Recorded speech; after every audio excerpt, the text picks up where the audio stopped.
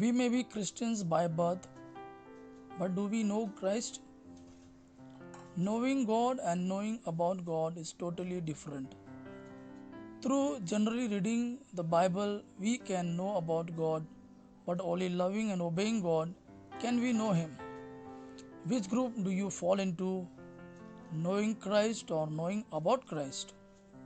In order to know God, it is much essential that we should have a personal relationship with Him. We can know Him through loving others, as we read in St. John's first letter, chapter 4, verses 7 to 8. Beloved, let us love one another, for love is from God. And whoever loves has been born of God and knows God. Anyone who does not love does not know God, because God is love. God revealed Himself to us through His Spirit. Whoever has the Holy Spirit knows Him, as it is written in St. John's Gospel, chapter 14, verses 17. That is the Spirit of truth.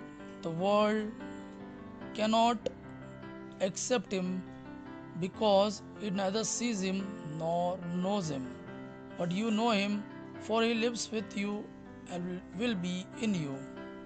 St. Paul beautifully written in his letter to Ephesians chapter 3 verses 17 to 19, where he prayed that we may know Christ through faith, so that Christ dwells in your hearts through faith, that you, being rooted and grounded in love, may have strength to comprehend with all the saints what is the breadth and length and height and depth, and to know the love of Christ that surpasses knowledge, that you may be filled with all the fullness of God.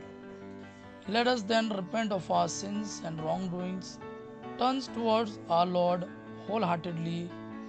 Receiving His Spirit, let us lead a pure and holy life, life pleasing to our Lord, a life glorifying Jesus, knowing Him and making Him known to others.